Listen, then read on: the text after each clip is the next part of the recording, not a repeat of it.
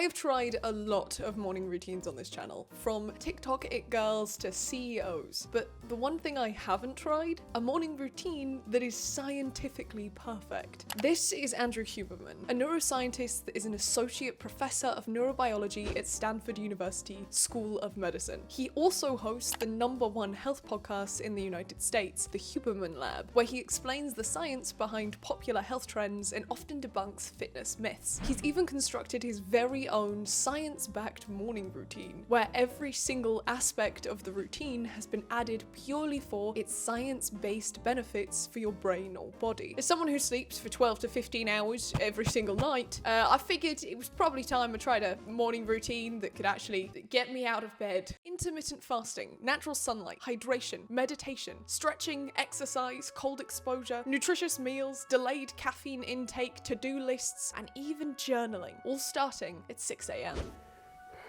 It is day 1 of trying to do a scientifically perfect morning routine, and I'm gonna be honest with you, there is nothing perfect about the way I'm feeling right now.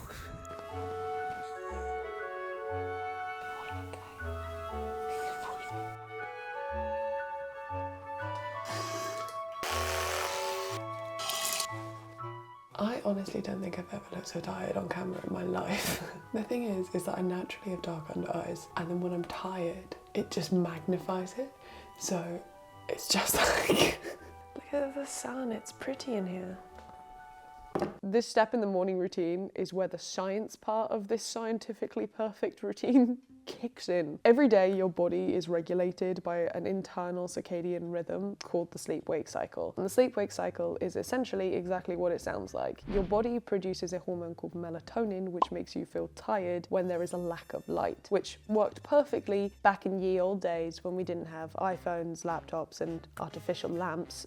This is why a lot of sleep experts tell you to get off your phone before going to sleep. This routine really tries to regulate your sleep-wake cycle by altering your production of melatonin. It wants you to, as soon as you wake up, literally sit yourself in front of a window. By getting yourself exposure to natural light as soon as possible, you are stopping the production of the melatonin hormone in your brain. And by stopping that production, you're helping yourself wake up faster, get rid of that grogginess, and you're essentially giving yourself the best chance of feeling awake at this time in the morning. The other part of the morning routine that I'm going to do right now is to hydrate. The reason for that is because it's really easy to dehydrate whilst you sleep, and dehydration is one of the biggest causes of kind of like mental fogginess. It's because your cells are just gagging for a drink, love. You just got to give yourself the houseplant treatment, which is a bit of water, a bit of sunlight. You'll thrive. I then cracked on with my 10 minutes of meditation to try and check in with myself mentally and emotionally. Meditation has been shown to lower cortisol levels, and as cortisol is the stress hormone, meditating every single day can leave you feeling less stressed. I feel like that meditation has set me back in terms of tiredness, I'm not gonna lie. I feel significantly more tired than I did before I meditate. I feel like it's too early in the morning to meditate, because it's just any time that my eyes are closed, this side of like 12 p.m, I'm gonna go back to bed. It's a natural instinct. If my eyes are closed, I'm probably gonna be asleep. You don't even have a job, do you? You're jobless. You need a job. So the next part of the routine is more kind of physically focused rather than mentally focused. First you do a stretching routine, and then after the stretching you do a bit of exercise, which I know all about because I use Copilot, the sponsor of this part of today's video. Copilot is a personal training app that matches you with a real-life personal trainer who comes up with completely custom personalized workouts tailored especially for your needs. My personal trainer is Brooke. I've been working with her for 6 months. That's how long I've been using the Copilot app. I message Brooke all the time. Look at that. We're just besties. So the way that it works is that you fill out a quiz, and everybody loves a quiz. Okay, we love a quiz, and it asks you about what your goals for fitness are, as well as who you would feel comfortable training with. Without the quiz, they match you with a trainer based on what information that you gave them, and you get on an onboarding call and you meet your coach and you kind of just chat with them, get to know them a bit. They ask you about what your goals are for fitness, any injuries that you have that might be important for when they're building you your personal routine. They also ask you things like how often you want to work out and what intensity of workout that you want to do. And if in that call, you don't quite gel with the person, or you think they're great, but they're not quite right for what you want, you can just swap at any time in your app, which means that there's no awkwardness. So I work out 3 to 4 times a week using my Copilot app, and Brooke basically comes up with entirely customizable workouts based on what I want to achieve that day. Keep the same routine for 3 weeks, and then Brooke says, hey, what are we feeling like doing this month?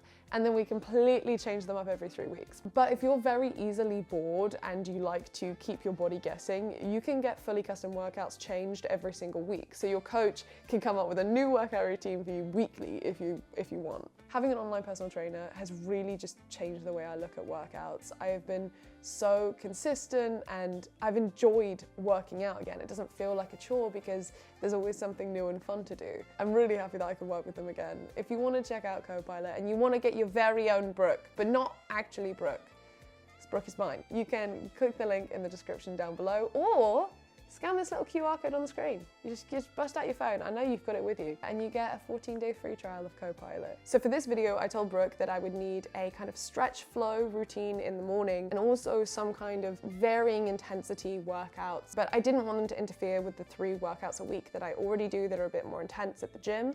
So she added them to my extra workout section. So if I go in there, I now have a stretch flow, a flexibility flow, and also a couple of circuits. I'm gonna do my stretch flow now. I'm gonna do start phone only because I don't know where my Apple Watch is. But that's the other thing, you can connect your Apple Watch to it. I love this stretch because it basically just feels like you're one of those outlines of a body on the pavement. Stretching and exercise are both incredibly good for your body, but also for your mind. Probably heard it all before, so to save your ears, I've popped a few proven benefits for stretching and exercise on screen now. Right, that's my workout done. Now comes the hard part. I've done a whole video on this channel before about cold showers and how cold exposure can essentially function as a form of physical and mental therapy. However, in practice, it's a very uncomfortable experience. I say uncomfortable because that's exactly what it is. That does not mean it's not beneficial. And we shouldn't go about our lives avoiding uncomfortable but essentially beneficial things. Sometimes it's good for us to be uncomfortable. I tried not to squeal the way I did in my original cold shower video and use what I had learned from Iceman himself, Wim Hof, to keep my breathing even and embrace the discomfort. Whilst it is uncomfortable, cold exposure is actually incredibly good for you. Research has shown that regular cold exposure can decrease inflammation and muscle soreness, enhance immune function and cognitive performance. It can even aid in reducing some of the symptoms of depression and anxiety. The thing I love most about it is the fact that it's so simple. It's just a matter of changing the temperature dial on the showers that, well, hopefully you're already taking. I'm gonna dry off, change, and then we're gonna eat some food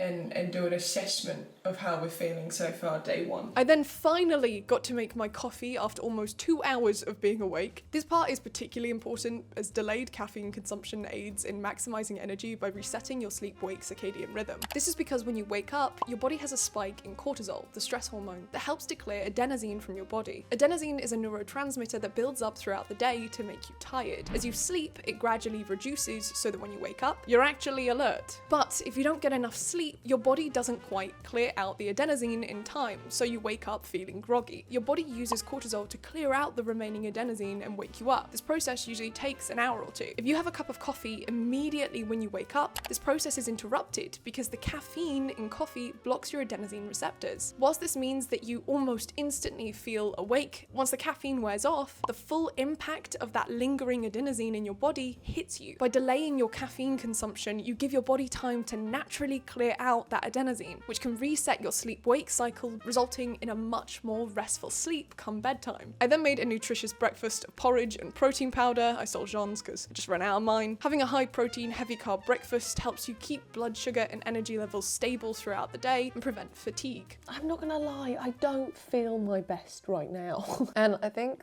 the reason for that is just purely because I haven't gotten enough sleep, and a lack of sleep really affects me negatively. Later on in this week, when I do this for longer and I've kind of adjusted to this new sleep-wake cycle where I'm getting up earlier and going to bed earlier, I'll feel much better. But it's just that first day, that that sleep difference.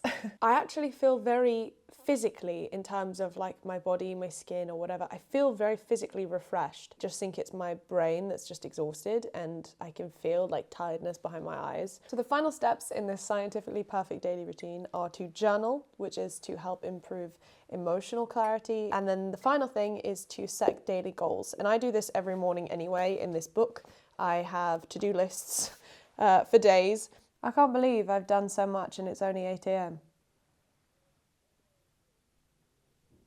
That is a ridiculous amount of things to be doing before 8. Over the next few days, I got used to my new routine and began to actually enjoy the process. I liked that I had structure to my mornings and found that I could more easily get out of bed because I knew exactly what I needed to do. I'm kind of getting used to the meditation. It's only 5 to 10 minutes, but before I kind of felt like it was a really unfulfilling tease of a nap. It was just like tempting me. And now I feel less like that. It was almost becoming second nature and I began getting on with it almost by instinct. I'm photosynthesizing. That's that goodness, that vitamin D. I can feel it soaking into my pores. You know what's weird is that after I did my first cold showers video, I was like, yeah, I am gonna integrate this into my life, because once you get used to the shock of the cold, you start exclusively feeling the benefits of having a cold shower. And it's honestly so magical how simply good it is. It is just an incredibly low effort way to improve your well-being. But then came a problem. Good morning, everyone. I'm not in my bedroom, quite clearly, because you can't really see, but I don't really know what's going on with that art. But safe to say, it's not really my preference. You know, I love the Italians as much as the next person. Do I want a bull painted in the colours of the Italian flag? You know, probably not. I'm in South Korea, and I've been in South Korea for a few days now. I did not realise this at the time, but essentially when I started filming this video, I mapped out 7 days before I left for Seoul so that I could film this video. Turns out, unfortunately, I am not very good at maths. And actually, I only did 6 days. There were only 6 days before I left to go to South Korea, which meant that on the 7th day, when I was supposed to kind of finish up this routine and give you my opinions on it, tell you how it went, I was actually getting on a flight. I'm going to be honest, I don't really know how I could do this routine on a plane. It is not air friendly. Maybe if I was in first, I'd have the space. But it's not an economy-friendly routine, so it just wasn't really possible. And then when we got to Seoul, I've shot 4 videos in the last 2 days, and because of that and the time difference and jet lag, I've been getting up early, but not like 6 a.m. early. So this morning, it is our 3rd day in Korea, and it's the first morning that I've woken up at 6 a.m. so that I can do this routine. So technically, it's like 6 days plus 1 day at a separate time. So please don't judge me. Maths is really hard, and I just can't.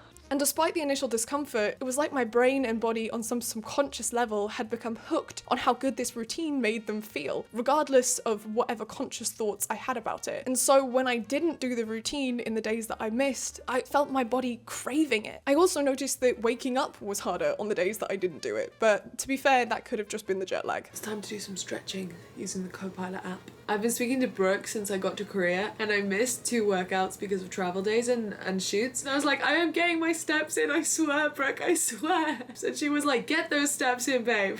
I know I talked about Copilot a lot at the beginning of the video because they are the sponsors, but I feel like I need to mention them again. The fact that I'm able to get workout routines and stretching routines that are completely flexible so that I can keep my consistency when I am traveling literally to the other side of the world is incredible. I think my biggest issue when I'm traveling is the fact that like you don't always know what the gym has and you don't always know whether you're gonna have the time.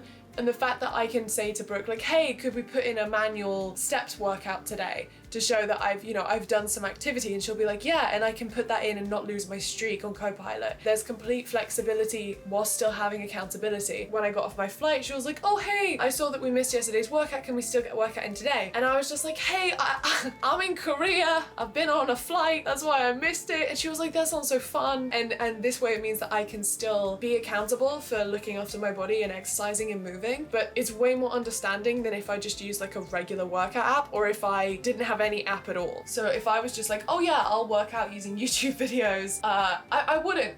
To be honest, I probably wouldn't have done any exercise. Brooke is the only reason I work out. We love Coach Brooke. Everyone say thank you, Brooke. I genuinely love Copilot so much, and I think you guys do too, because the last video I had such positive feedback from lots of you trying out Copilot. That's really nice. Like, I love when I'm able to find a resource that you can actually use and integrate into your life. If you want to try Copilot for yourself, you can get a 14-day free trial by clicking the link in the description down below. Thank you so much, Copilot, for sponsoring another video and for helping change my life in terms of exercise. I love you. It felt like my brain and body on some biological, neurological level had enjoyed the benefits of this routine so much that they were nudging my conscious brain to do it again.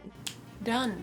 I have some final thoughts about this whole process and this scientifically perfect morning routine that I'd like to share with you, if you lend me your ear for a moment. Everything in the routine made sense. Like, sometimes when I do these kind of videos, I don't get it. Some of the stuff that they put in here does just seem like fluff that's a bit unnecessary. In this case, every single thing is justified, I think, and if you looked at them individually, they all make sense. However, I do think that it's a little bit too rigid for most people. I think that the more realistic version of this routine for most of you, if you're trying to incorporate this into your everyday life, is to kind of just pick and choose different aspects of the routine depending on what your day is looking like. I noticed a shift in my energy levels and my kind of just general happiness. I felt like I was more capable of dealing with stress. I was more productive, more focused. Do I think that I will continue with this routine in its entirety? Probably not. But things like making sure I go and sit in front of a window and getting some sunlight in the morning before just sitting attached to my phone for an hour in bed improved my overall well-being, and it's